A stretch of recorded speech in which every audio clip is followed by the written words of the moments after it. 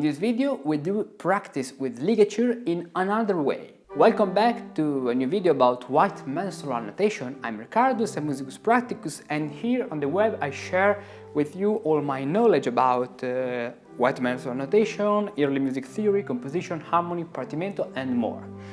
In this video I want to exercise, to do practice some ligatures, but in a different way than the previous video. In this video we start from a sequence of pitches and we try to transform these pitches in a ligature by choosing before a sequence of brevis, longa, semi-brevis, maxima and other combinations. So let's start with our first sequence of pitches. Okay, this is our sequence of pitches. Notes are ut, fa, then fa, sol and sol. I use solmization terms because we are talking about Renaissance music. If you don't know solmization and if you want to learn solmization with the historical method, with practical exercises like if you were in the Renaissance, I've created a solmization course that is made for you if you want to learn solmization with the historical approach. You find the link in the description. This is the first solmization course at world. It is composed of 13 lessons with video and a lot of PDFs. You can download it, you can practice exercises. You have also the solutions, you have the summary for each lesson, you have the questions and answers about the theory. So if you want to learn solmization, this is the course for you. So let's go on. Now we have to choose some combinations of brevis, longa, maxima and semi-brevis. So our first combination is brevis, brevis, longa, brevis and longa. So let's start. The first note is a brevis and I have an ascending motion. So what can I do? For example, I can write a simple square followed by another simple square. I remind you that two ascending squares are brevis and brevis, so the first two notes are correct. Then we have a longa, so we must draw another square and we have to add at the right of this square a pilum, a right ascending pilum.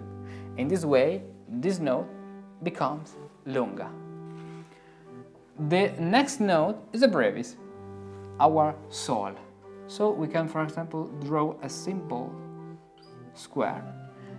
And the last note, that is the other sol in the hard hexachord, is a longa. So, but if I draw this is an ascending, it is an ascending note, so it is a brevis. If I want this brevis longa, I have to add a right ascending pilum as I've just done before. So this ligature is brevis, brevis, longa, brevis and longa. Now let's try with another combination. The second combination is longa, longa, brevis, longa and brevis. Okay, the first note and the second note are two longas. I draw two squares and at the right of the first and the second square I have to draw a descending pilum, a right descending pilum. In this way we have two longa, longa, because this is brevis, brevis. Adding a right ascending pilum, it becomes longa and longa. So the third note is a brevis. For that I can draw a simple note in this way. Then I have a longa.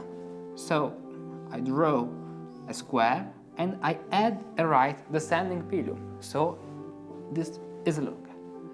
The last note, it is a brevis. And it is only a simple square because an ascending final square, simple final square, is a brevis. Now let's try with another combination.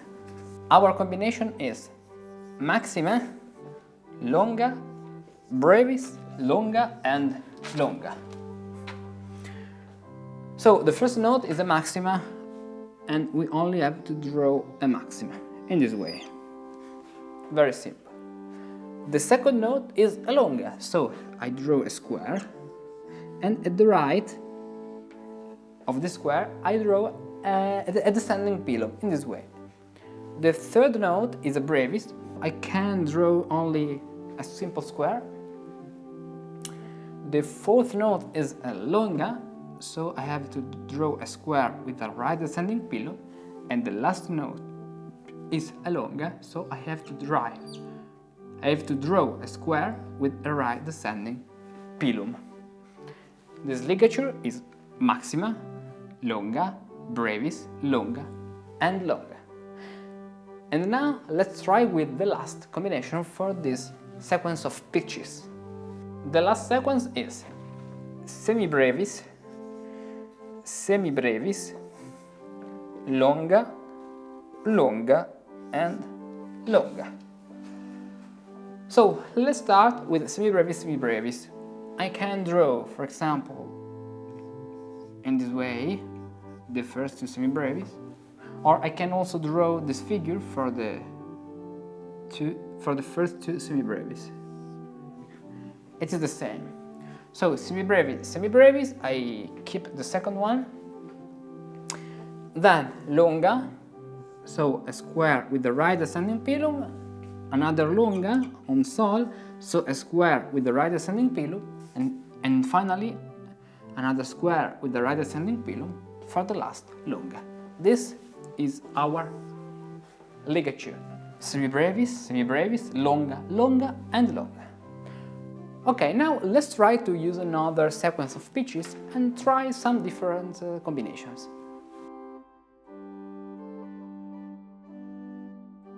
Okay, this is our sequence of pitches.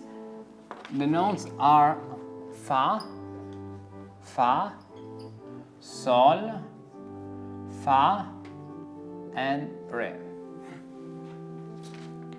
Okay, so now let's write the first combination of figures. The first is longa, brevis, maxima, longa and maxima. So longa, because this sequence, start by descending, the longa is only a simple square. This is our longa. Then we have brevis, because it is a middle note, followed by a maxima, and we can write a maxima using its form in this way. Then we have a longa, so we have to draw a square with a right descending pilum in this way, and the last note, that is a maxima, we can draw it with its form in this way. This is the ligature that correspond to these pitches and these figures. Now let's pass to the second combination. The second combination is brevis, brevis, brevis, brevis and brevis. A little funny. The first note, I said that before, by drawing as a simple square, the first note is a longa, so I have to draw a left descending pilum. In this way, the first note is a brevis. The other notes, because are all middle notes from that to this one, they only can be simple squares in this way. Because middle notes are brevis. And the last note, that is a descending note, to be a brevis, I can't write this, because this is a longa. I have to use the obliquo form in this way. So I have brevis, brevis, brevis, brevis, and brevis. Now let's try with the third combination, that is longa longa longa longa longa. So longa, longa, longa, longa and longa. Okay, the first note is descending, so it is a longa by itself.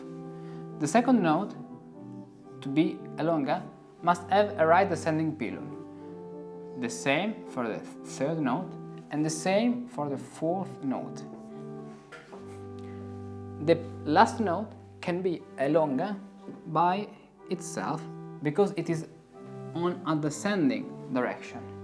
So the last is longa. This is the ligature of longa, longa, longa, longa and longa. And now let's try with our last combination of figures. The last combination is semibrevis, semibrevis, longa, brevis and longa. Okay, for the first two notes that are semibrevis, semibrevis, it is very simple. Left descending pillar in this way, semibrevis, semibrevis. Longa, a square, this is a brevis, so right descending pillar, it becomes longa. The fourth note, a brevis, and the last note, a longa, by itself, because it is a descending, on a descending direction.